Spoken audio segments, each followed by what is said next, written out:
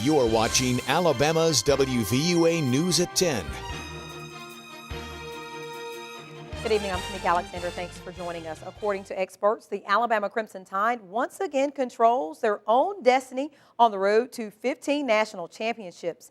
And local restaurant owners say the extra buzz around Bryant-Denny Stadium is going to give them an added boost for this year's Iron Bowl food sales.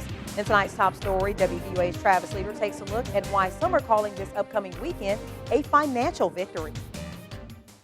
Restaurant owners close to Bryant-Denny Stadium say this weekend's upsets proved to be good news for their businesses as well. We expect a good crowd both on Friday and on Saturday, especially now that the Iron Bowl's importance has been greatly elevated by Oregon and Kansas State losing. Which means owners like Ramajama's Gary Lewis are stocking up their coolers and freezers until there is no room left.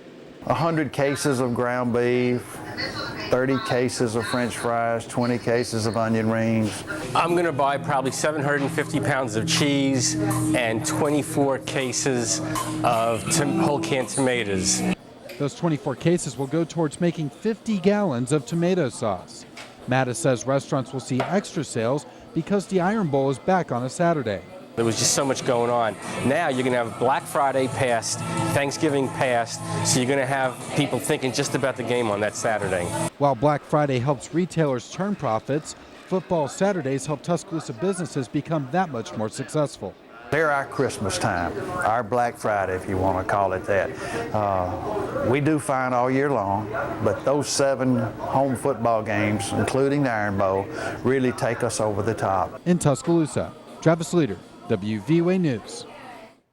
Mattis says he plans on taking some time off Saturday to take his son to the Iron Bowl, but he says he will be back at work helping out once the game is over. And Bama is just days away from taking on its biggest rival of the season, the Auburn Tigers. The Iron Bowl is set for Saturday, November 24th, but you can get your Alabama football fix right here on WVUA. We will have special Iron Bowl coverage all week long, and on Wednesday, November 21st, we will have our Iron Bowl special starting at 5:30.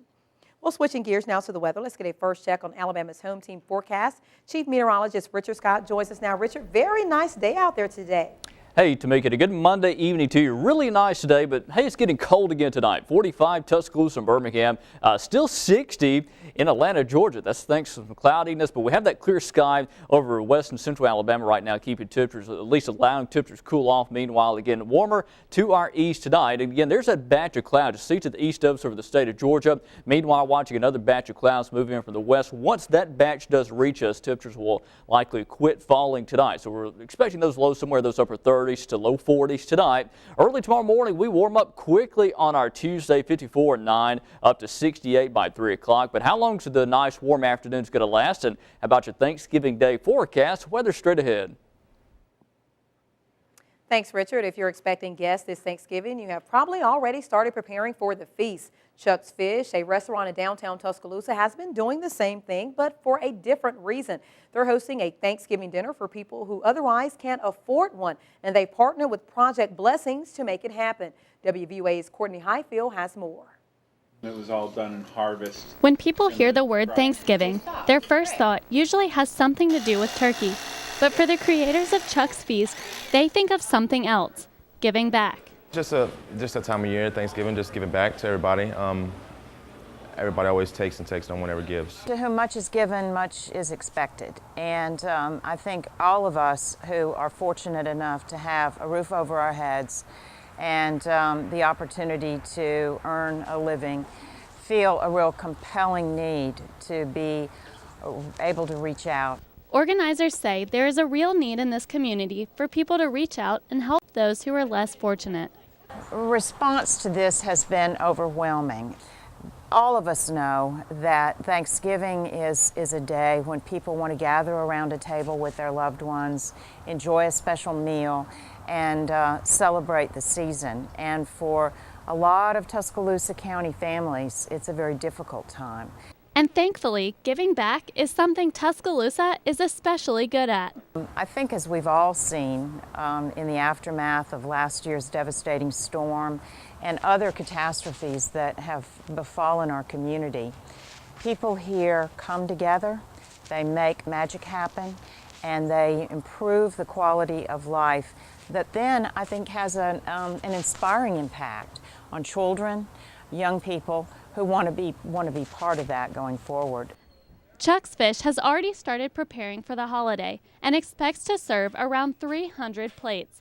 Reporting in Tuscaloosa, Courtney Highfield, WVUA News. Chuck's Feast will be on Thanksgiving Day, this Thursday, November 22nd, from 11 a.m. until 3 p.m. The meal is free to anyone in need, but donations will be accepted. All proceeds will go to Project Blessings. Well, Alberta Baptist Church is preparing to feed the community. This Thanksgiving will be the second year the church has hosted a grand Thanksgiving feast fit for the pilgrims themselves. WVUA's Molly Mitchell takes us to Alberta for a sneak peek. Alberta Baptist Church has been displaced since April 2011's tornado, but that devastating day helped the church see the community needs. The tornado accelerated our ministry to the community because it opened doors. There were so many obvious needs. Needs such as a community Thanksgiving meal. Last year was the first ever event, and over 200 people showed up under a tent in the church parking lot. This year, they expect even more people, and that equals lots of food and preparation. It's organizing it probably a good 3-4 weeks, getting it discussed, working it out, getting the food ordered.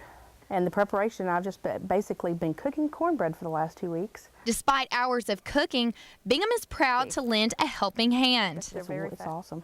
It's well worth it. I'm excited about everyone getting together, eating outside.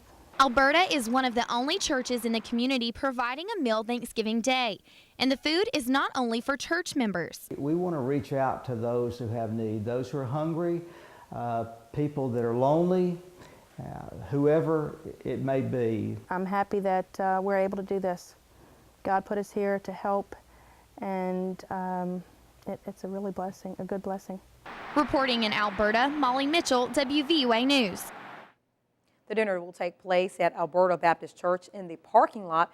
A prayer service will begin at 11:30 shortly before dinner is served.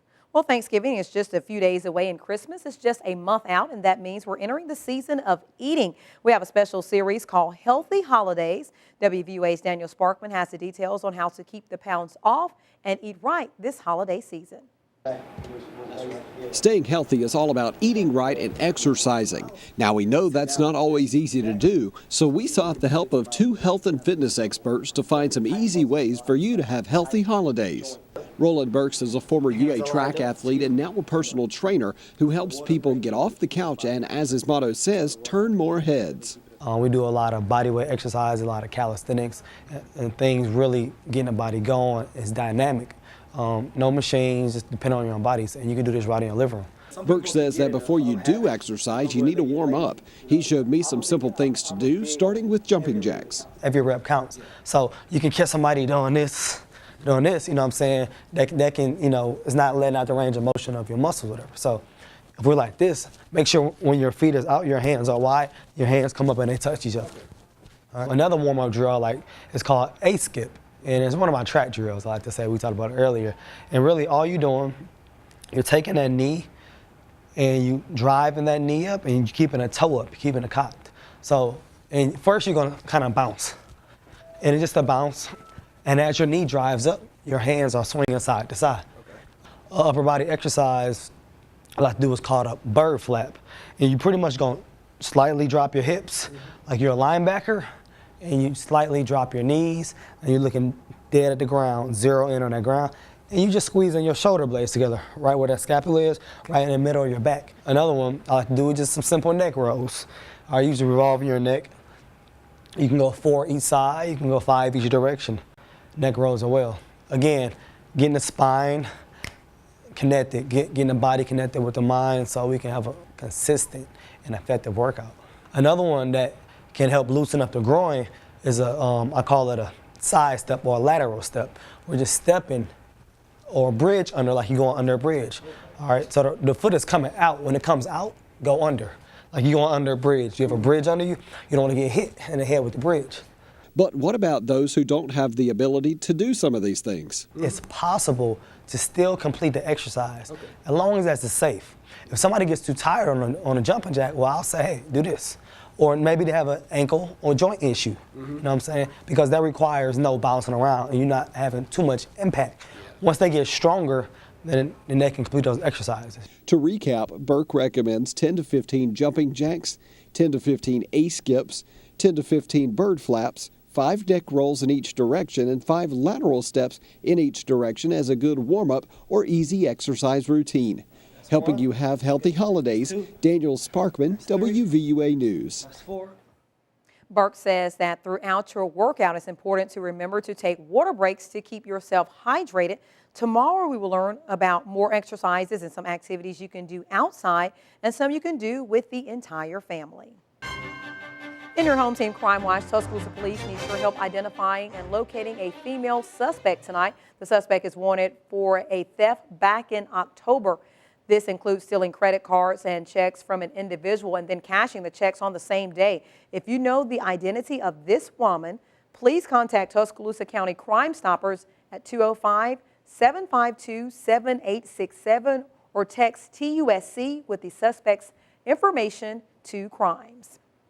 Well, it's been more than 18 months since the devastating April 27th tornado, and rebuilding is still very much underway in Tuscaloosa, and now the Hobby Lobby site is seeing some action. Today, Capital Growth Properties and city and state officials broke ground on the new City Center complex. The complex will include the lofts at City Center, which will be a housing student community. It will also have 50,000 feet of retail, grocery, and lodging. Robert Burkhalter with Capital Growth Properties says the City Center will offer something for everyone.